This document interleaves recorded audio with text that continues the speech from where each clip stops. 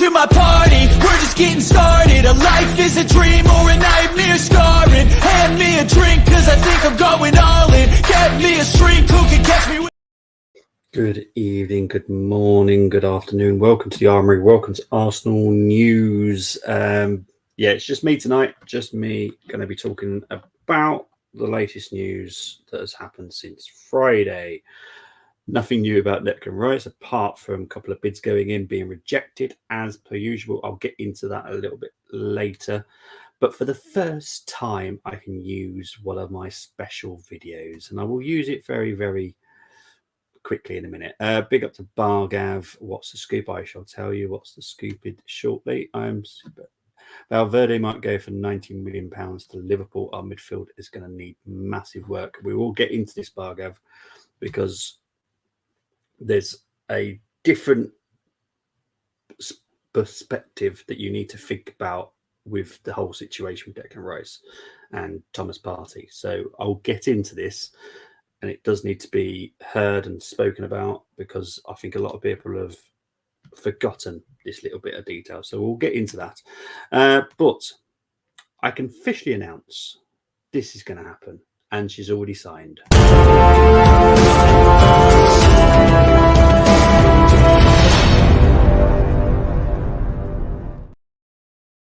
It is our first signing. Yes, it's Arsenal Women's. I'm excited because I love the women's football. But we have signed the 30-year-old centre-back from PSG, 2-year contract. Absolutely delighted to see her here. And her first words were, I'm really excited and happy to be here. My goal is to win titles. And this is a great club with great players and fantastic facilities. So I believe this is the right place for me to achieve that. There is a real sense of momentum around this club, and the support has been wonderful. I can't wait to walk out onto the pitch in the Arsenal kit. And Jonas, the head coach for the Arsenal Women's, says, I'm delighted that Amanda has joined us here at Arsenal. She brings extensive international experience, and I believe she has a great mix of presence and technical ability, making her an ideal fit for our squad. I enjoyed working with Amanda during our time in Sweden, and I'm looking forward to coaching her here at Arsenal too. And the head of women's football, Claire Wheatley, also said Amanda is an experienced international defender in her peak years, so we are pleased to have brought her to Arsenal. She has a proven record in domestic, European and international football, and we believe she will strengthen our squad in a key area as we look forward to the new season. So it's a brilliant new signing for us. I'm delighted. Another beautiful skill. I like it. We got her from PSG, so it's absolutely incredible. The other women get the same Invincible Armoury kit. They get exactly the same kit. Is Russo coming as well? Well, Russo, she might have already signed, but there doesn't have to be an announcement until the 1st of July. She's a free agent. So I'm expecting that news to drop at the weekend, if I'm honest. The same with Chloe Lacasse, the Canadian. I expect that to be around the same time. So, yeah. Russo, I expect to be announced at the end of the month, like the 1st of July. Hopefully I'll be able to do that as well, because I'm excited to see Russo, and I really do hope we do get to see her. So big up to Amanda Ilestedt. I can't wait to see you playing for the Arsenal next season. So let's move into a Declan Rice situation. So this will be, we're waiting for official confirmation from official sources, otherwise known as the media, that the third bid has gone in. This will be the third and final bid from Arsenal, because they feel that the third and final bid will be enough for West Ham to accept. Look, there's 4 different parties involved in this Declan Rice situation. It's Arsenal, Man City, West Ham, and Declan Rice it's 5, actually, think about it. Arsenal, West Ham, Man City, the media, and Declan Rice's entourage, should we call it. So I'm still 100% confident. I'll be honest. I still feel very confident. I'm tired of it all. I have to be honest. I think this has been dragged out way too long. Beat's gonna says drop the 100 million, call it a day. I wish it was as simple as that in the world of what actually does really happen to what is reported in the media is two separate things, and it frustrates the heck out of me. And I will do a stream once this is all done. Whatever happens with Declan Rice is done. I will do a stream, and I will talk about exactly what happened, because it's frustrating the heck out of me. So yeah, I'll do a stream at the end when it's all done. I promise. Right, let's move on to Arsenal. Are looking at Youssouf Fofana from Monaco. This is an interesting person to look at. He's a defensive midfielder and midfielder. He is, again, versatile. His market value is 25 million. I believe we can get him for about 30, 35, maybe maximum 40. He is only 24. He played 36 games last season for Monaco, scored two assists. Now, this is the thing that's very interesting about every midfielder we've been linked with, is the assists. They've always had assists to their name. Now, this is why I do believe Thomas Partey is going to leave Arsenal.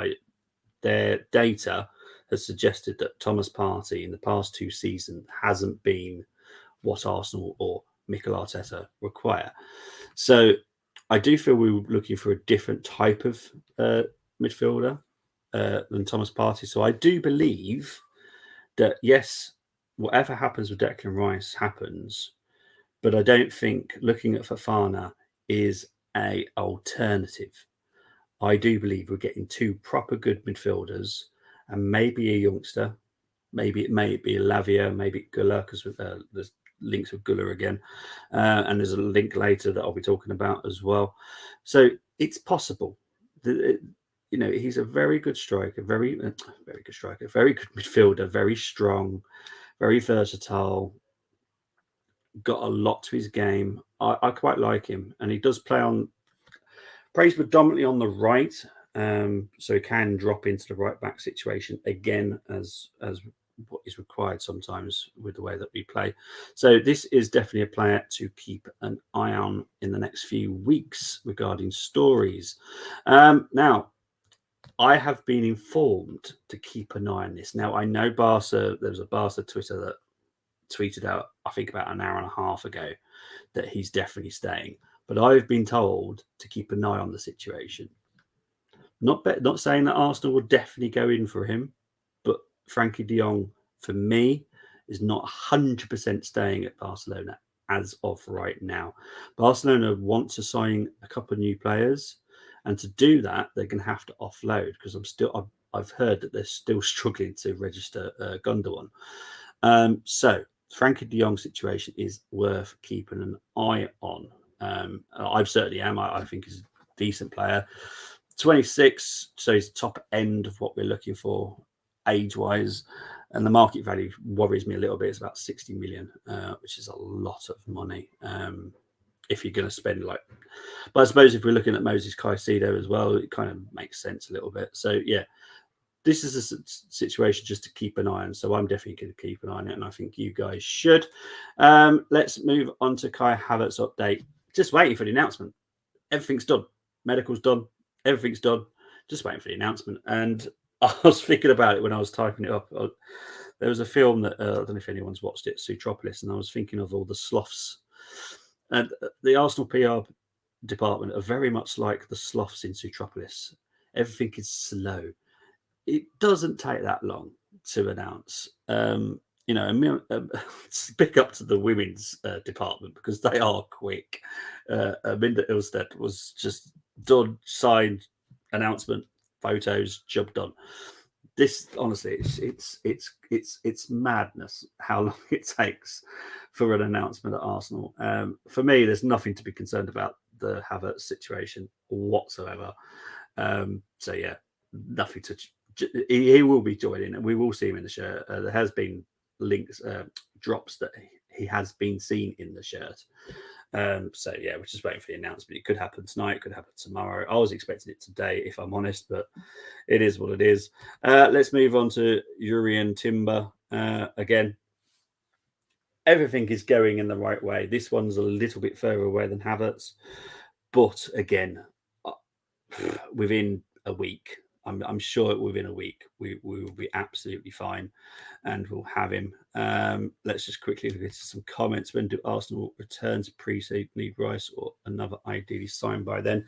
Okay, so our first game, I believe, is on the 15th of July. I think we come back late next week, as far as I'm concerned.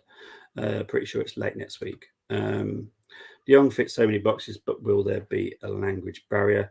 Well, think about it. We're getting De Jong and Timber is already here, so I don't think so. Big up to Terence. Hope you're doing well. If De Jong comes, that is exciting. He is a good signing, but it's just a situation I've been told to keep an eye on. So I will be keeping an eye on that situation, see what happens with Frankie de Jong and Barcelona's registration issues, which they seem to have constantly there. Let's move on to the next storyline. So this is about Catalin Serjan, who has joined Rapid Bucharest on loan. Unfortunately, it's also with a option to buy at the end of the loan. So, look, I'm a little bit disappointed once again. Hot prospect, doesn't look like he's going to break through, doesn't look like he's going to make it. Looks like he's just going to be phased out and will ply his trade somewhere else. It's a bit of a shame, but look, we've had this discussion on here. That doesn't seem, because of the way that we're targeting players like a certain age, our youth don't have a pathway that would allow a youth to go, oh, there's a chance there in a couple of years. It's more of a case of 8 or 9 years, not a case of like, oh, 2 years. You know, I could be fighting that for that position. So yeah, all this PR does my head in. We don't need Danny Boyle to come in and direct a masterpiece. Just announce signings, contracts, extensions immediately. I'm totally with you.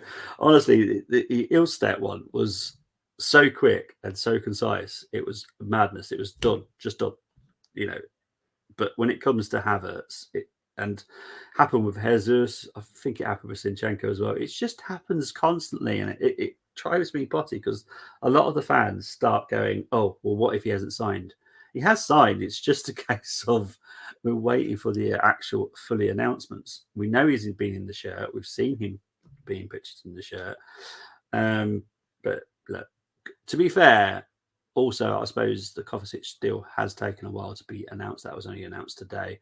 That's been a here we go for about a week or so. So look, it happens when it happens, and we'll try and break it when it does happen. Kathleen was my ex-wife's name.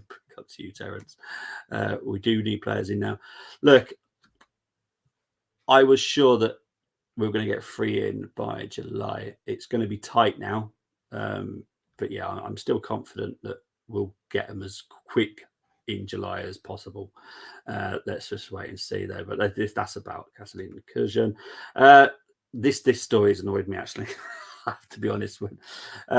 Celtic have emerged as front runners for Kieran Tierney. Now this frustrates the heck out of me, and I'll tell you why. There's a reason why. Celtic have only got £30 million budget. Now we all want more than £30 million for Kieran Tierney.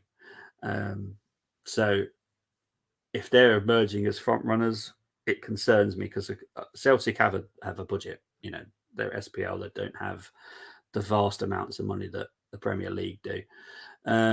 Exactly, Terence. Do they have 50 million? They don't. That's what I'm saying. It really concerns me that Celtic have emerged as front runners.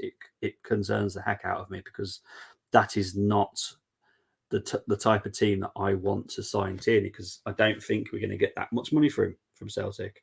And I'm not having a go at the Scottish clubs because it's not their fault. They just don't have the biggest budgets like we do. So it just concerns me that they have become front runners. I hope that something changes because I am slightly concerned. But yeah, I'd love to see him back at Celtic just for Kieran, but I want the money. I want the money that we deserve for him as well. Right, Rob Holding heading to Besiktas is the latest rumor. I know there was a weird rumor going around that he might head out to loan after he's signed a new contract with Arsenal. I don't believe that is what's happening. I think that Arsenal will sell him. in one way or another. And even if it is on loan, it will be a case of we'll get the loan fee, his contract will dwindle, and then he'll sign for whoever he wants to at the end of that contract. I think that's the kindest way of doing it as well. So yeah, let's big up to Robin. Honestly, he's done us well and done what he needed to. He's literally a tin of Ron still, so big up to him. Terence saying we need a bidding war by Prem sides on Kieran Tierney. 100% we do. 100%. I just don't see it happening right now because I think Newcastle are close to signing a left back. Aston Villa don't seem to be looking at that position at all. Tony's come in and cry. Sorry, Tony, but look, I'm sure he's going to go. And the thing is, it's kind of annoying because we know Xhaka's going. We know Partey's probably going. Holding's most likely going. And it feels like we're waiting for the signings to come in to then let them go. But for me, you can let them go if you know the people are coming in. So, yeah. Is Holding out of contract next summer then? Yes, he's out of contract next summer. I'll just double check that because it took me 2 seconds to check it. But yeah, I'm pretty sure he's out of contract next summer. Let's just double check. Yeah, Rob Holding 2024 his contract runs out. So yeah, he will be out of contract next summer. So yeah, it makes total sense. Even if it is a loan fee and let his contract run out, and I think we can get a decent contract, a loan fee for him, if I'm honest. So I'm not too worried. Right, let's move on to the next one. Chelsea and Man City battle it out for Nanwari. Arsenal have offered a lucrative deal to Ethan. However, Chelsea and Man City are hovering. Now, his contract runs out. He has to sign a scholarship deal by Friday, because if not, he is free to do whatever he wants after that. So we're trying to sign him before Friday. I'm hoping we do. However, Chelsea and Man City are both hovering around to get his signature. So, yeah, let's answer this question. Is Holding the last of Wenger's signings, or can you name one more left? Oh, crikey.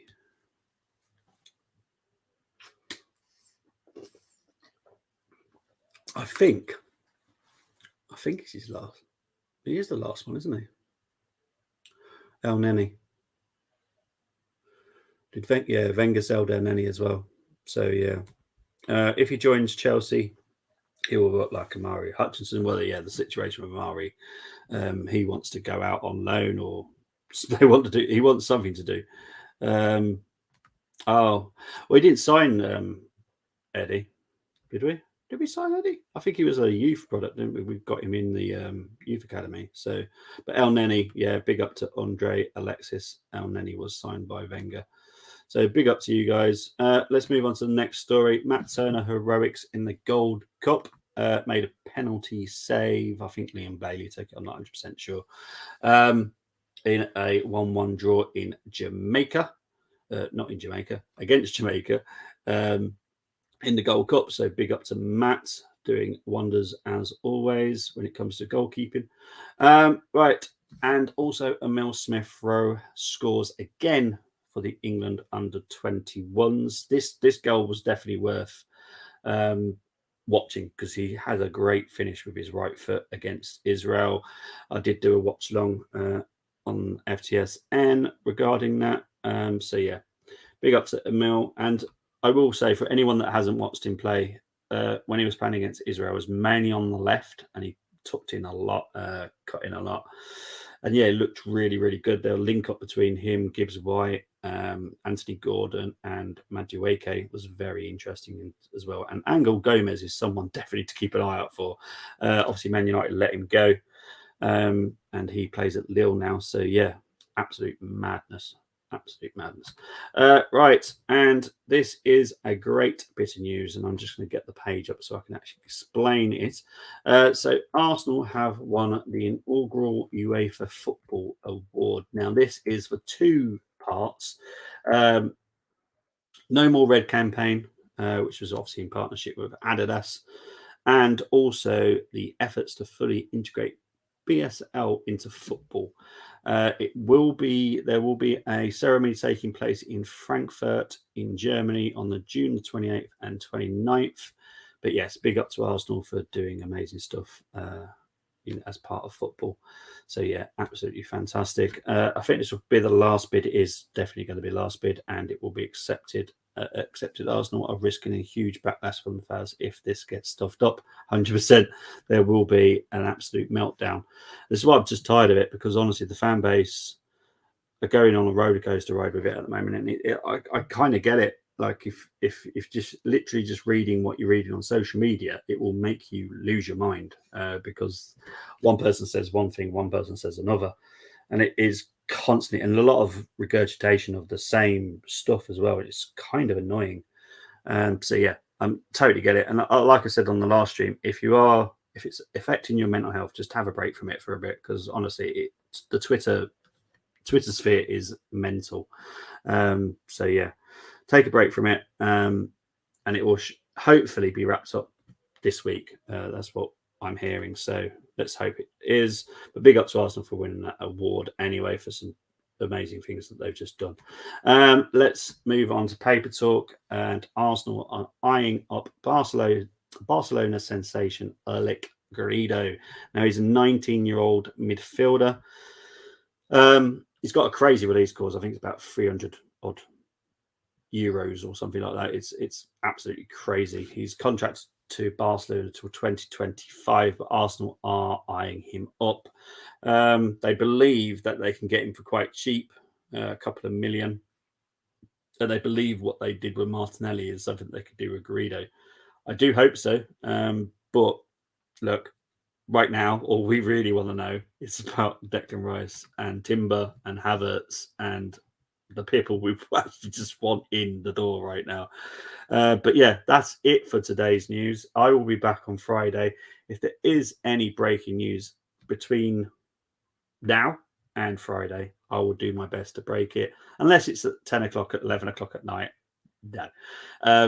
I will definitely do it in the morning. I'll talk about it in the morning. I'll do a stream. But big up to everyone. Thank you ever so much for joining me. And as always, come on, Gunners, because we need some positive news right now.